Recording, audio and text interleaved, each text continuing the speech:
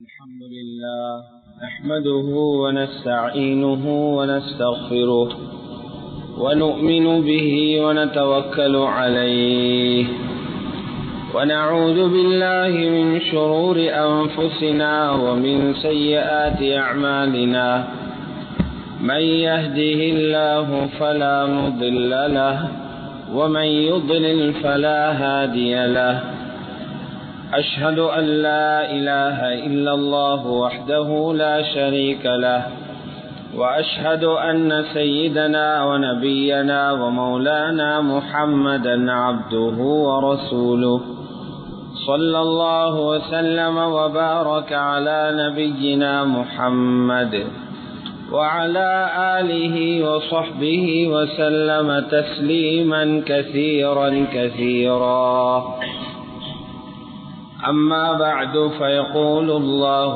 تبارك وتعالى في محكمه التنزيل أعوذ بالله من الشيطان الرجيم بسم الله الرحمن الرحيم وأتموا الحج والعمرة لله وقال الله تبارك وتعالى وسارعوا إلى مغفرة من ربكم وجنة عرضها السماوات والأرض أعدت للمتقين وقال الله تبارك وتعالى ولا يحيق المكر السيء إلا بأهله فهل ينتظرون إلا سنة الأولين فلن تجد لسنة الله تبديلا ولن تجد لسنة الله تحويلا صدق الله العظيم وقال رسول الله صلى الله عليه وسلم من حج لله فلم يرفث ولم يفسق رجع من ذنوبه كيوم ولدته أمه متفق عليه أو كما قال رسول الله صلى الله عليه وسلم எல்லா புகழும் புகழ்ச்சியும் அகிலத்தை படைத்து பரிபாலிக்கும் ஏகவல்லோன் அல்லாஹ் ஜல்ல ஷானுஹுக்கே உரித்தாகும். ஸலவாத்தும் சலாமும் எமது உயிரை விட மேலான சையதுனா முஹம்மது ஸல்லல்லாஹு அலைஹி வஸல்லம் அன்னவர்கள் மீதும் அவர்களது குடும்பத்தார்கள், பரிசுத்த மனைவிமார்கள், உத்தம சஹாபாக்கள், தாபிஊன்கள், தபௌ தாபிஈன்கள் மற்றும் எல்லா முஃமினான ஆண்கள் பெண்கள் அனைவர்கள் மீதும் என்றென்றும் உண்டாவதாக. கண்ணியத்துக்குரிய அல்லாஹுடைய நல்லடியார்களே, அல்லாஹு சுப்ஹானஹு வ தஆலாவினால் ஏவப்பட்ட ஏவல்களை எடுத்து நடக்குமாறும் அவனால் விலக்கப்பட்ட எல்லாவிதமான பாவங்களிலிருந்தும் தவிர்ந்து விலகி நடந்து கொள்ளுமாறும் தக்வாவை கொண்டு வசியத்தை செய்து கொள்கின்றேன். அல்லாஹுடைய நல்லடியார்களே, புனிதமான ஹஜ்ஜுடைய கடமையை நிறைவேற்றுவதற்காக முழு உலகத்திலிருந்தும் ஹாஜிகள் அவரவர்களுடைய ஊர்கள் இருந்து நாடுகள் இருந்து அல்லாஹ்வுடைய இல்லத்தை நோக்கி போய்கொண்டே இருக்கிறாங்க. அவங்க செலவழிக்கிறத கொண்டு வாங்க முடியாத, அவர்களையே விற்றாலும் வாங்க முடியாத மிக பெரிய கூலிகளை அடைந்து கொள்ளும் நோக்கத்தில் மக்காவை நோக்கி அந்த புனிதமான பயணத்தை மேற்கொண்டு உலகத்திலிருந்து எல்லா பகுதிகளிலிருந்தும் போய்கொண்டிருக்கிறார். அந்த பிரயாணம் உலகத்தில் இருக்கிற எல்லா பிரயாணங்களை விடவும் ரொம்பவே வித்தியாசமான பிரயாணம். அந்த பிரயாணம் உள்ளத்தை ஓர்மைப்படுத்திக் கொள்வதற்கோ அல்லது கண்களுக்கு சில காட்சிகளை பார்ப்பதற்கு மாத்திரமாகவோ உள்ள ஒரு பயணமாக இல்லை. அந்த பிரயாணம் சுவர்க்கத்தை வாங்குகிற பிரயாணம். அந்த பிரயாணம் பட்டோலைய அப்படியே அழிச்சு திரும்பவும் புதிய ஒரு பட்டோலைய எடுத்துக்கொண்டு வரக்கூடிய பிரயாணம். அந்த பிரயாணம் வறுமையை இல்லாமலாக்கி ஒரு மனிதனுடைய பொருளாதார பரக்கத்துக்குரிய கதவுகளை திறக்கக்கூடிய பிரயாணம். ஆகவே இந்த பிரயாணம் மற்ற பிரயாணங்களில் இருந்து வித்தியாசமாக அல்லாஹ் வச்சிருக்கிறான். எனவேதான் மேலான ரசூலுல்லாஹி ஸல்லல்லாஹு அலைஹி வஸல்லம் அந்த பிரயாணத்தை பற்றி ரொம்பவே சிறப்புகளை சொல்லியிருக்கிறாங்க.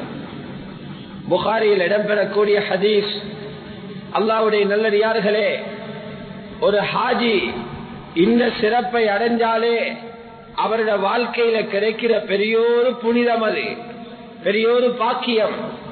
ஸல்லல்லாஹு அலைஹி வஸல்லம் சொன்னாங்க, மன் ஹஜ்ஜ லில்லாஹ், யார் ஒருவர் பேரு புகழுக்காக, மக்களுக்கு காட்டுறதுக்காக, பேர் வாங்கிறதுக்காக, மக்களிடத்தில் இடம் பிடிக்கிறதுக்காக என்ற பிழையான நோக்கங்கள் இல்லாம அல்லாஹ்வை சந்தோஷப்படுத்துற ஒரே நோக்கத்தில் ஹஜ்ஜுடைய பயணத்தை மேற்கொள்வாரோ, அங்க போன பிறகு அந்த இடத்திலையும் வாயை கட்டுப்படுத்தி கொள்றார். நாவிருக்குது, பேச தெரியும் என்று பேசாம, அங்க போயிட்டு பாவங்கள் செய்யாம, பலம் யர்ஃபுஸ், ஹஜ்ஜ முறிக்கக்கூடிய மோசமான பாவங்களை செய்யல, வலம் யஃப்சுக், வேற பாவங்களையும் அவர் செய்யல. அல்லாஹு சுப்ஹானஹு வ தஆலா இந்த ஹாஜிக்கு என்ன கொடுக்கிறான்டா, அவர் திரும்பவும் உலகத்தில் பிறந்து வாரவரை போல திருப்பி அனுப்புவானாம். ரஜா மின் துனூபிஹி கயௌம வலதத்ஹு உம்மு, அவருடைய தாய் பெற்ற நாளையில, துனியாவை அவர் கண்ட நாளையில, அவருடைய பட்டோலையில எப்படி பாவங்கள் இருக்கலையோ, புதிய பட்டோலையாக இருந்ததோ, வெண்மையான பட்டோலையாக இருந்ததோ, முறையான ஹஜ்ஜு செய்துவிட்டு வரக்கூடியவங்களும் அப்படியான பட்டோலையோட வாராங்க என்று சொன்னாங்க மேலான நபி ஸல்லல்லாஹு அலைஹி வஸல்லம். புகாரியில் இந்த ஹதீஸ் பதிவு செய்யப்பட்டிருக்கு. இத காசை கொண்டு வாங்கலுமா? 20-25 லட்சத்தால் இப்படி வாங்கலுமா? பட்டோலை உண்டு. இருக்கிற எல்லா சொத்துக்களை வித்தாலும் வாங்குறதுக்கு இயலாது. மேலும் சொன்னாங்க நபி ஸல்லல்லாஹு அலைஹி வஸல்லம், இதுவும் புகாரியில் இடம்பெறக்கூடிய ஹதீஸ், ஆகிரத்தில் கிடைக்கக்கூடிய மிகப்பெரிய ஒரு வெகுமானத்தை, சன்மானத்தை பத்தி சொன்னாங்க ரசூலுல்லாஹ், வல் ஹஜ்ஜுல் மப்ரூர் லைஸ லஹு ஜஸாஉன் இல்லல் ஜன்னஹ், யார் ஒப்புக்கொள்ளப்பட்ட ஹஜ் ஒன்று செய்தாரோ அவருக்கு லட்சத்தில கோடியில நன்மை இல்ல, அப்படியெல்லாம் நன்மை சொல்லதுக்கு இல்ல, அவருக்கு கூலி சுவர்க்கம் தான் சொன்னாங்க மேலான நபி ஸல்லல்லாஹு அலைஹி வஸல்லம். சொர்க்கத்தை எடுத்துக்கொண்டு வாரார், பாவம் இல்லாத பட்டோடையோட வாராரு, சுவர்க்கத்துக்குரிய எல்லா விதமான ஏற்பாடுகளோடையும் மக்பூலான ஹஜ்ஜ செய்தவர் திரும்பி வருகிறார் என்று சொன்னாங்க ஸல்லல்லாஹு அலைஹி வஸல்லம். தபரானியில இடம்பெறக்கூடிய ஹதீஸ்ல ஸல்லல்லாஹு அலைஹி வஸல்லம் சொன்னாங்க, யாரு ஹஜ்ஜையும் உம்ராவையும் செய்றாங்களோ, யாரு ரப்ப திருப்திப்படுத்துறதுக்காக ஹஜ்ஜையும் உம்ராவையும் செய்றாங்களோ, அந்த ஹஜ்ஜும் உம்ராவும் திரும்பி அந்த அமல செய்த மனிதரை எப்படி கவனிக்கும் என்றா, என் ஃபியானி துனூப வல் ஃபக்ர், அந்த மனிதன் பாவங்களையும் இல்லாமலாக்கும், அந்த மனிதனை வறுமையில இருந்து, பிச்சை கேட்கிறதுல இருந்து அல்லாஹ் அவரை பாதுகாத்துருவான் என்று மேலான ரசூலுல்லாஹி ஸல்லல்லாஹு அலைஹி வஸல்லம் சொன்னாங்க. இது மேல்வாரியாக ஹஜ்ஜ பத்தி வந்திருக்கக்கூடிய சஹீஹான 3 சிறப்புகள். இந்த சிறப்பை எல்லாராலையும் அடைய இயலாது.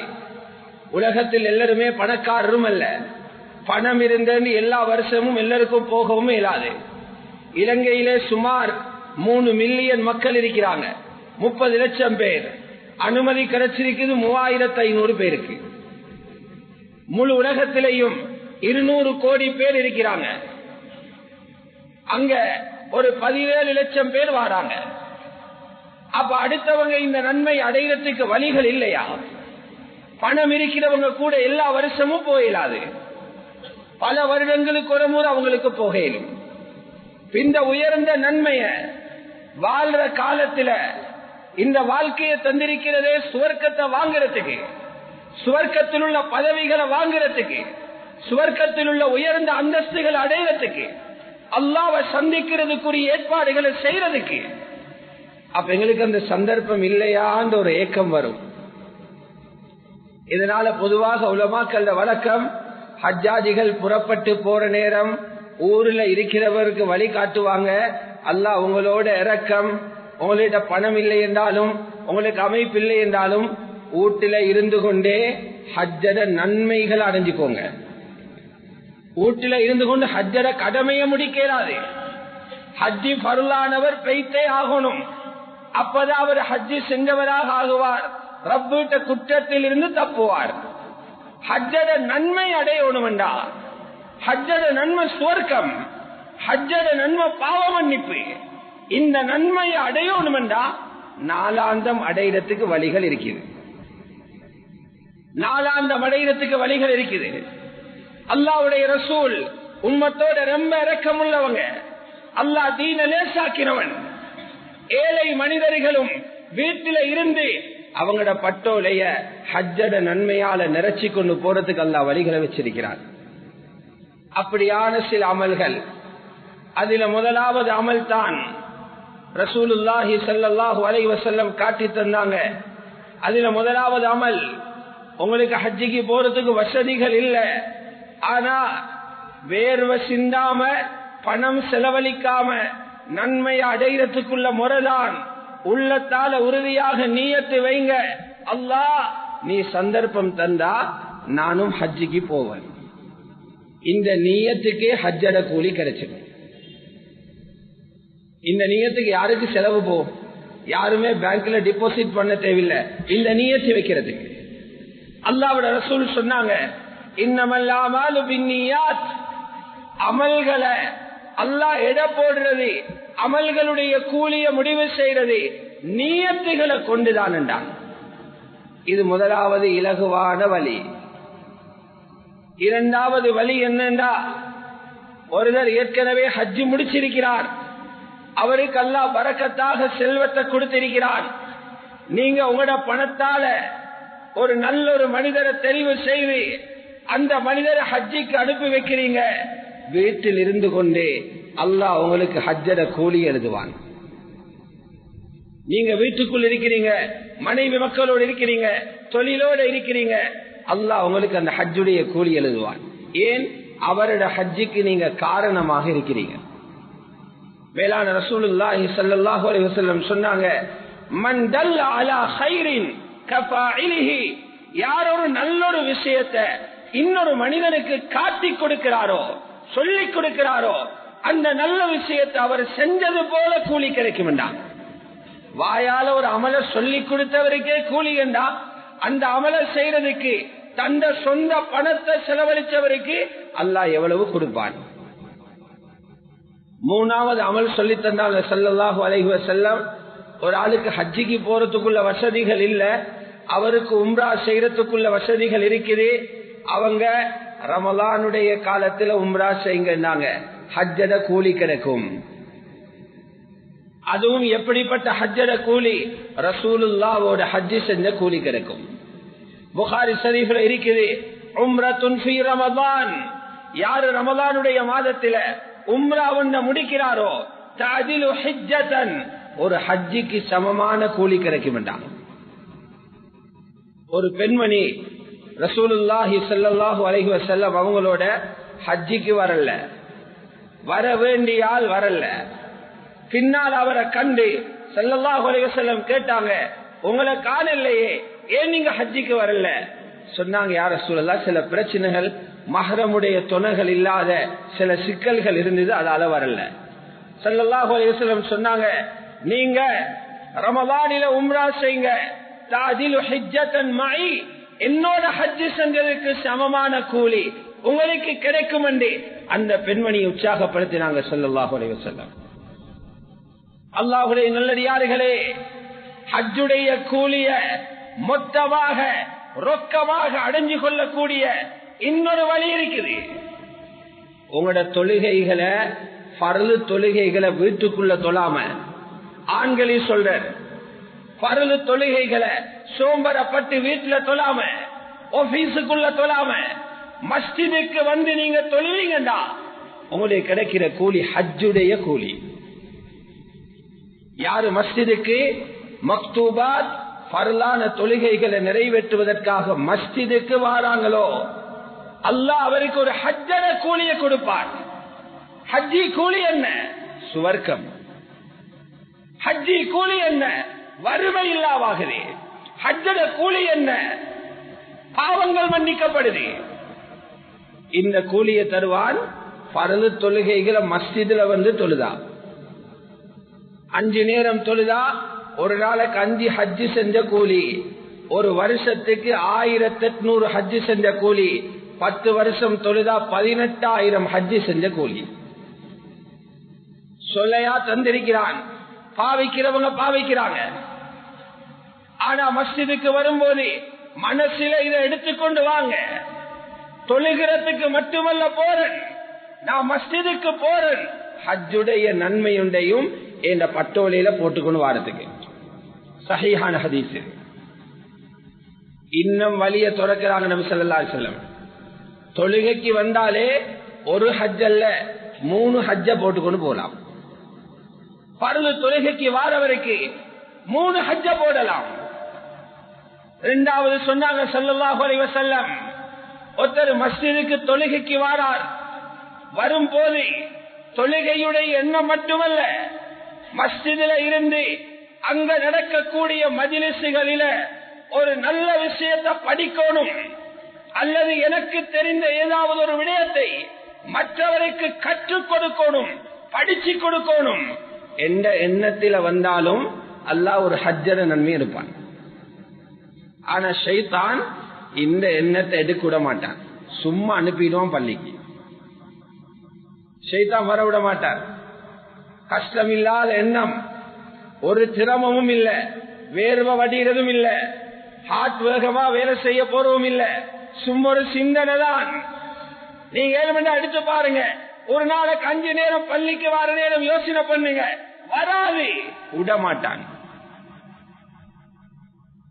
மூணாவது அமல் சொன்னாங்க ஸல்லல்லாஹு அலைஹி வஸல்லம், ஹஜ்ஜி மட்டுமில்ல பெரிய அமல்கள கூலி அடையிலும் பர்து தொழுதுட்டு தடாரண்டு எலும்பி ஓடாம கொஞ்சம் இருந்து 100 தஸ்பீஹ முடிச்சிட்டு போங்க.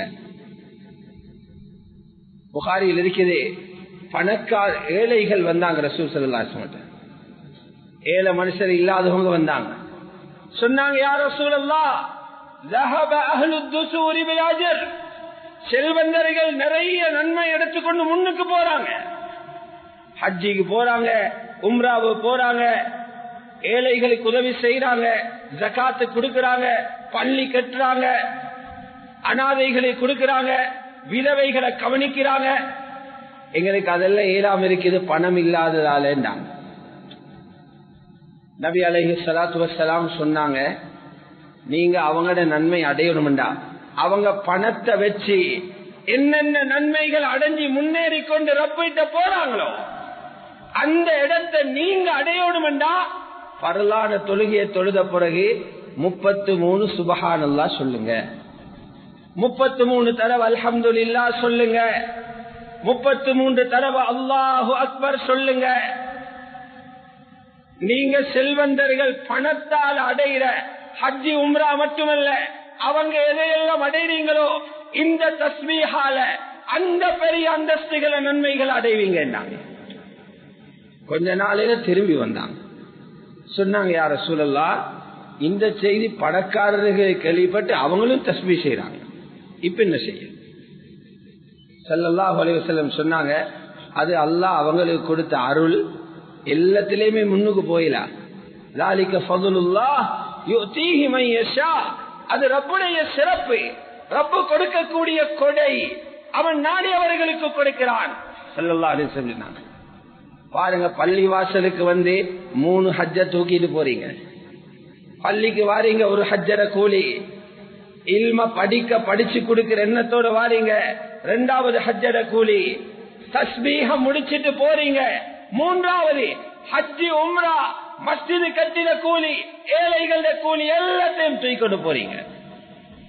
எவ்வளவு பெரிய நன்மைகள் எல்லாம் மறைச்சு வச்சுக்கிறான். இத விளங்கிருக்கேலா? இது விளங்காது. ஏண்டா 2 விஷயத்த ஒரே நேரம் விளங்கெடுக்கலாம். இங்க பொறுமதி வந்திருக்குது, காசட பொறுமதி, டாலர்ட பொறுமதி இருக்குது, கோல்டட பொறுமதி இருக்குது, கொல்லுப்பிட்டு இழிக்கிற வீட்டோட பொறுமதி இருக்குது, போட்டிக்கிற கடையில பொறுமதி இருக்குது. இதனால சொர்க்கத்திலே மர்மேடும் பொறுமதியை விளங்க கஷ்டம். அதை விளங்குறதுக்குள்ள இடம் இருக்குது. தாராளமா தண்ணி கிடைக்கிற இடத்துல தண்ணீரை பொறுமதியை விளங்கப்படுத்தலாம். எங்க தண்ணி சொட்டும் இல்லையோ அங்கதான் தண்ணீரை பொறுமதி விளங்கும். நன்மையிட பொறுமதியை விளங்குறதுக்கு எங்க போனும் கபரிட மண்ணுக்கு மறையணுமாம். கபரிட மண்ணுக்கு மறைஞ்சா ஒன்றுமே தெருப்படாது. இந்த காரும் தெருப்படாது, வைக்கலும் தெருப்படாது, பில்டிங்கும் தெருப்படாது, நகையும் தெருப்படாது. கொண்டு போறதுக்கு காசு இல்ல, கஃன்ல பொக்கெட்டும் வச்சில்ல, சும்மா போய் திறக்கிக்குது குழியில, ஒன்றுமே இல்ல. அங்க இந்த காசை கொடுத்து வாங்க சாமான் இல்ல. இரண்டாவது ஹதீஸ்ல வந்திருக்குது, வாயில கபரிட மண் பட்டா உலகத்துல ஆசையில நின்றுமா. ஸல்லல்லாஹு அலைஹி வஸல்லம் சொன்னாங்க, 2 குவியல் தங்கம் கொடுத்தாலும் 3வது இல்லையாண்டு ஏங்குறவன் தானா மனுஷன். லவ் கான லிப்னி ஆதம வாதியானி மின் ذهبின் லப்தகா ஸாலிஸா. 2 குவியல் தங்கம் கொடுத்தா 3வது தேர்ற மனிதன். இந்த ஆசைய மனச நிரக்கிற, இந்த ஆசைய நிரச்சி போதும் என்ற எண்ணத்தை கொண்டு வாரது கபரிட மண் தானா. வலா யம்லஉ ஜௌஃப இப்னி ஆதம் இல்ல துராப். ஆதமுடைய மகன் மனசில் இருக்கிற பேராசைய கபரிட மண்ணா தவிர வேற எதையாலையும் நிரப்ப இயலாதண்டான். அங்க போன பிறகு விளங்கும் ஹஜ்ஜட பொறுமதி என்ன, அல்லாஹ் எவ்வளவு ஈஸியா கைக்குள்ள தந்திக்கிறான். அநியாயமாக்கிட்டு போனோமே அங்க விளங்கும். அங்க விளங்கின பிறகு வேலை இல்லை. எக்ஸாம் முடிஞ்ச பிறகு பதில் விளங்கி வேலை இல்லை. பரீட்சை எழுதுற நேரம் பதில் வரணும், ஆன்சர் தெரிஞ்சிருக்கணும். பரீட்சை எழுதுற நேரம் பேப்பரை கொடுத்துட்டு வந்து சொல்லாரு, இப்பதான் ஆன்சர் யாது வருகிறது, என்ன பிரயோசனம்? இதுதான் விளங்குற இடம்.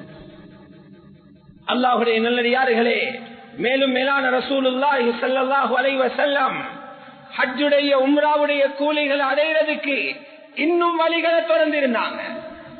சொன்னாங்க ஸல்லல்லாஹு அலைஹி வஸல்லம், யாரு சுபஹுடைய தொழுகைக்கு மஸ்ஜிதுக்கு வராரு, ஃபஜ்ருடைய தொழுகைக்கு மஸ்ஜிதுக்கு வாரார், தொழுதுட்டு போறார் இல்ல, ராவைக்கு 12-1 மணி வரைக்கும் அங்கேயும் இங்கேயும் அலைஞ்சி கொண்டு தெரிஞ்சா சுபகு பிறகு ஆடிக்கொண்டுதான் ஈக்கவாகும், தண்ணி போட்ட மாதிரி ஈக்கவாகும். அவங்களுக்கு ஹஜ் உம்ரா அடையலா. சுபகு தொழுகிறதே பெரிய விஷயம். சுபக தொழுதுட்டு சூரியன் உதயம் வரைக்கும் உட்கார்ந்திருக்கிறார், அல்லாஹ்வுடைய zikr-ல இருக்கிறார், அல்லாஹ்வுடைய சிந்தனையில இருக்கிறார், அல்லாஹ்வை ஞாபகப்படுத்தக்கூடிய அமல்களில் ஈடுபட்டிருக்கிறார். சூரியன் உதயமாகி ஒரு ஈட்டி அளவண்டா 20 நிமிஷம் பிந்தின பிறகு அப்படியே எழும்பி 2 ரக்காத் தொழுகிறார். அதை நீங்க எந்த பேர்லயும் தொழையிலும், இஷ்ராக் என்று தொழுங்க, துஹா என்று தொழுங்க, பிரச்சனை இல்லை. 2 ரக்காத்து தொழுகிறார். ரசூலுல்லாஹி ஸல்லல்லாஹு அலைஹி வஸல்லம் சொன்னாங்க, 1.5 மணித்தியாலம் இருக்கிறார். ஃபஜ்ருக்கு மஸ்ஜிதுக்கு வந்தார், அப்படியே ஒரு 1.5 மணித்தியாலம் இருந்தார், 2 ரக்காத்து தொழுதார். இவருக்கு ஒரு ஹஜ்ஜுடைய உம்ராவிட கூலி கிடைக்கும். ஆட்கள் சந்தேகப்படுவாங்களே, இதுக்கு இவ்வளவு பெரிய நன்மைன்னு கொடுப்பானா? ஒரு மாதம் செலவழிச்சு 25 லட்சம் செலவழிச்சு மக்கள் பைத்து செய்யற ஹஜ்ஜட நன்மைய இந்த 1.5 மணித்தியாலத்தில் அமலுக்கு கொடுப்பானா? சந்தேகம் வராம இருக்கா? சொன்னாங்க, தாமா முழுமையான கூலி கிடைக்கும், முழுமையான ஹஜ்ஜுடைய உம்ராவிட கூலி கிடைக்கும். ஸல்லல்லாஹு அலைஹி வஸல்லம் உற்சாகப்படுத்தினாங்க. அல்லாஹ்வுடைய நல்லடியார்களே, இது போல இன்னும் சில அமல்களையும் சொன்னாங்க. இன்னும் ஒரு அமலை சொல்லி கொடுத்தாங்க, உங்களோட பெற்றோர்களுக்கு நீங்க ஹிதுமத் செய்யறதும் ஹஜ்ஜு செய்யறதை விட பெரிய கூலியை பெற்று தருமா.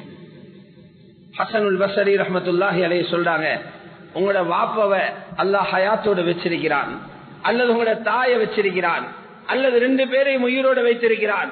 அவங்க 2 பேருக்கும் மனம் குளிர நீங்க ஹிதுமத் செய்வீங்கடா. மற்ற ஆட்களை செய்யறதான் ஹிதுமத், ஊழியம், பணிவிடை. பெற்றோருக்கு அப்படியெல்லாம் செய்யணும், பெற்றோருக்கு அப்படியெல்லாம் செய்யணும். தாய் தந்தையருக்கு பேருபகாரம் செய்யணும். அவங்களை செய்யறது உபகாரம் அல்ல, பெற்றோருக்கு செய்யணும் பேருபகாரம். ஒரு ஹதீஸ்ல பதிவு செய்யப்பட்டிருக்குது, ரசூலுல்லாஹி ஸல்லல்லாஹு அலைஹி வஸல்லம் சொல்றாங்க, யாரு பெற்றோருக்காக அவங்களோட துஆக்கள்ல பெற்றோரு துஆ செய்யலையோ அவங்களோட ரிஸ்கில அல்லாஹ் நெருக்கடி ஏற்படுத்துவானா. அல்லாஹ் அநேகமாக அல்லாமா தனாஃபிசி அவருடைய கிதாபில் எழுதிக்கிறார், யாரு துஆக்கள்ல ரப்பி ரஹ்மஹுமா கமா ரப்பயானி ஸகீரா, சின்ன வயதில் எங்களுக்கு இரக்கம் காட்டி எங்களை வளர்த்தது போல இப்ப அவர்களுக்கு நீ இரக்கம் காட்டி என்று யார் பெற்றோர்களுக்கு துஆ செய்யலையோ அல்லாஹ் அவரை ஏழ்மையை கொண்டு பொருளாதார கஷ்டங்களை கொண்டு சோதிப்பான் எழுதப்பட்டிருக்கு. சொன்னாங்க ஹசனுல் பஸ்ரி ரஹ்மத்துல்லாஹி அலைஹி, உங்களோட பெற்றோருக்கு நீங்க ஹிதுமத் செய்யறது ஹஜ்ஜை விட பெரிய கூலியை பெற்று தரும் சொன்னாங்க. இது போல இன்னும் சில நன்மைகளையும் ஸல்லல்லாஹு அலைஹி வஸல்லம் அறிவிச்சிருக்கிறார். அல்லாஹ்வுடைய நல்லடியார்களே, மேலும் சொன்னாங்க, உங்களோட முஸ்லிம் சகோதரர் அவருடைய தேவையை பூர்த்தி செஞ்சு கொடுக்கிறீங்க, அவருடைய ஒரு ஹாஜத் அவரை செஞ்சு கொள்ளலாம் இருக்கிறார், அவருக்கு உடலால வைத்து நீங்க உதவி செஞ்சு கொடுக்கிறீங்க, தெரியாம இருக்கிறார், உங்களுக்கு தெரிஞ்சதை சொல்லிக் கொடுக்கிறீங்க, காட்டி கொடுக்கிறீங்க, அல்லாஹ் இவருக்கும் ஹஜ்ஜுடைய கூலியை கொடுப்பாங்க. மேலும் சொன்னாங்க மேலான நபி ஸல்லல்லாஹு அலைஹி வஸல்லம், யாரு ஜும்மாவுடைய தொழுகைக்காக குளித்து தயாராகி நறுமணத்தை பூசிக்கொண்டு பள்ளி வாசலுக்கு வாராங்களோ இவங்களும் ஹஜ்ஜு உம்ரா செய்யறதுக்காக இஹ்ராம் கட்டிக்கொண்டு வாரவங்களை போலன்னு சொன்னாங்க. ஆதாரபூர்வமான செய்திகளை உங்களுக்கு சுருக்கமா சொல்ற, ஒவ்வொன்றுக்கும் ஆதாரங்கள் அடுக்கி கொண்டு போனா அதுக்கு நிறைய நேரங்கள் தேவைப்படும். அல்லாஹ்வுடைய நல்லடியார்களே, இப்படியான வழிகளை ஹஜ்ஜிக்கு போகாம வீடுகள்ல ஊர்கள்ல இருக்கக்கூடிய மக்கள் அந்த கூலியில் இருந்து தூரமாக படாது என்பதற்காக அல்லாஹ் அறிமுகம் செஞ்சு வச்சிருக்கிறார். பள்ளிவாசலுக்கு வந்து அடையக்கூடிய நன்மைகளை வீட்டில தொழக்கூடிய இடத்துல இருந்து பெண்களும் அடைஞ்சு கொள்ள இயலும். ஆண்கள் மஸ்ஜிதுக்கு வந்து அடையக்கூடிய நன்மைகளை பெண்கள் வீட்டில அவர்கள் தொழும் இடத்தில இருந்து அடைஞ்சு கொள்ளலாம். ரசூலுல்லாஹி ஸல்லல்லாஹு அலைஹி வஸல்லம் சொன்னாங்க, பெண்கள் வீட்டில தொழுகிறது மஸ்ஜிதில தொழுகிறதை விட அவங்களுக்கு சிறந்தது என்று சொல்லியிருக்கிறார். அல்லாஹ் அவங்களுக்குரிய கூலியை கொடுத்தார். கண்ணியமான அல்லாஹ்வுடைய நல்லடியார்களே, இப்படியான ஒரு நிலைமையில நாம் இருக்கிற நேரம் ஒரு சோதனையான உலகத்தில் வாழ்ந்து கொண்டிருக்கிறோம். எங்க திரும்பினாலும் சோதனையான செய்திகள் தான் வந்து கொண்டிருக்கிறது, கவலையான செய்திகள் வந்து கொண்டிருக்கிறது, பயமான செய்திகள் வந்து கொண்டிருக்கிறது. இருந்தாலும் முஃமின்கள் முஸ்லிம்கள் தைரியமாக இருக்க வேண்டியவர்கள்.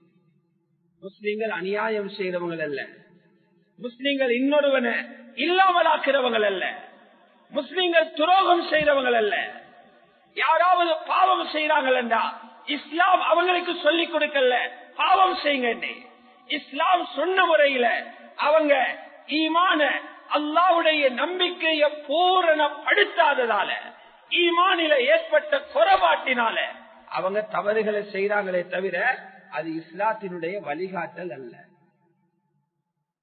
இதே நேரம் எல்லா காலத்திலும் இருந்த ஒரு பிரச்சனை தான் சூழ்ச்சி என்னது, கெட்ட சூழ்ச்சி. சூழ்ச்சி என்றா என்ன? நாங்க செய்யாத பாவத்தை எங்கட தலையில கெட்ட, நாங்க பாவம் செய்யவும் இல்லை, ஒரு தீய வேலையை செய்யும்படி காட்டி கொடுக்கவும் இல்லை, யாரையும் தூண்டவும் இல்லை, யாருக்கும் நாங்க பின்னால இருந்து உதவி செய்யவும் இல்லை.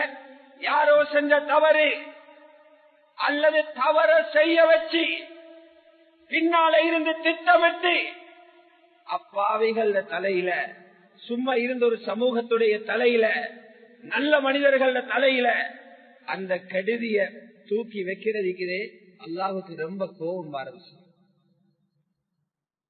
எங்கட குரான் இத பத்தி நிறைய இடங்கள்ல பேசி, இதுக்கு குரான்ல சொல்ற மக்ரண்டு, நல்ல மக்களுக்கு நல்ல மக்களது ஒரு ஆளை நல்லவன் ஆக்கிறதுக்கு திட்டம் போட்டு அவரை நல்லவனாக ஆக்க முயற்சி செய்யறது இது கட்டல் அல்ல.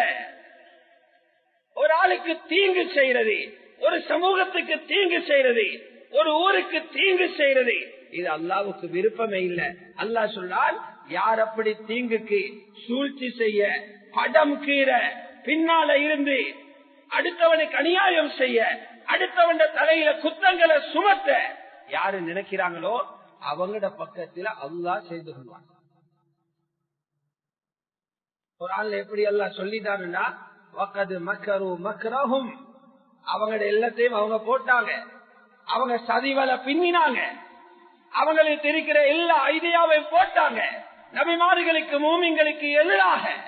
விளங்கிக்கோங்க, அல்லாஹ் விட அதை விட பெரியது மலையே இடிஞ்சு புழுகிற மாதிரி சூழ்ச்சியை கொண்டு வந்தாலும் அல்லாஹ் வச்சிருக்கிற அதை உடைக்கிறதுக்குள்ள ஐட்டம்.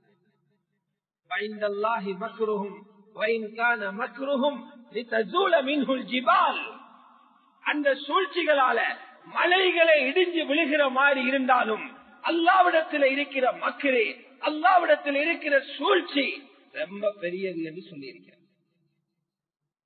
வரலாறு நெடுகிலையும் அது இருக்கிறது. அல்லாஹ்வுடைய நல்லடியார்களே, குர்ஆன் ஒரு மிகப்பெரிய செய்தியை உலகத்தை சொல்லிக் கொண்டிருக்கிறது. உலகத்தில் உள்ள சக்திகளுக்கு சொல்லிக் கொண்டிருக்கிறது. பெரிய ஒரு இடத்துல இருந்தா சூழ்ச்சியும் அநியாயம் செய்வது லேசி. கேட்க ஆள் இல்ல, பார்க்க ஆள் இல்ல, விசாரிக்க ஆள் இல்ல, எல்லாத்தையும் செஞ்சு முடிக்கணும்னு நினைக்கிறாங்க. குர்ஆன் ஒரு தெளிவான செய்திய முஸ்லிம்களுக்கு மட்டுமல்ல எல்லாருக்கும் சேர்த்து சொல்லுது. யாரு சூழ்ச்சி பண்றாங்களோ, யாரு அநியாயம் செய்யறதுக்கு திட்டம் போடுறாங்களோ அது அவங்களில தான் வந்து முடியுமா.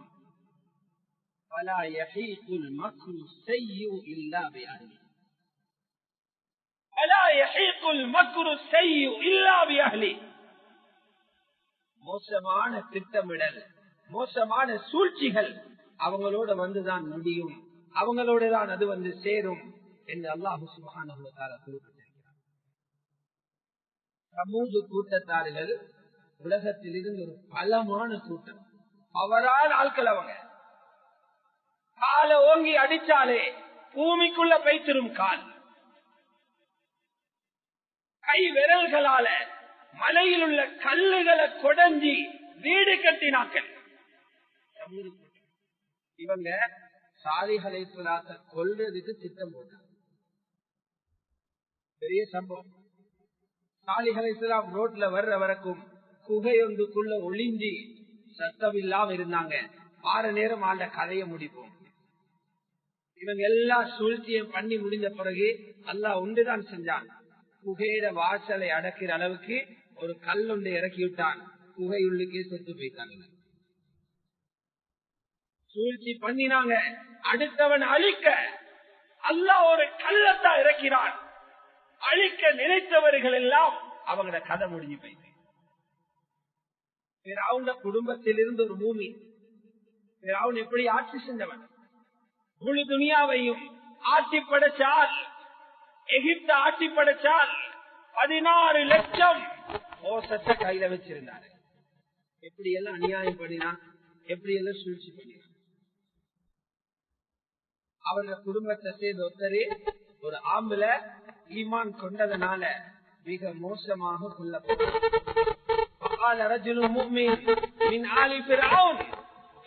குடும்பத்தை சேர்ந்த ஈமான்தாரியான ஒரு மனிதர் சொல்றாரு. அவரை அடிச்சு கொள்ற நேரம் கேட்டாரு, நீங்க இந்த மனுஷனை சொல்றீங்க, இந்த ரப்பு அல்லாஹ்னு சொன்னதுக்காக இவர் செஞ்ச தப்பு கலிமா சொன்னதா, இவர் செஞ்ச தவறு ஈமான் கொண்டதா? முடிவு என்னாச்சு?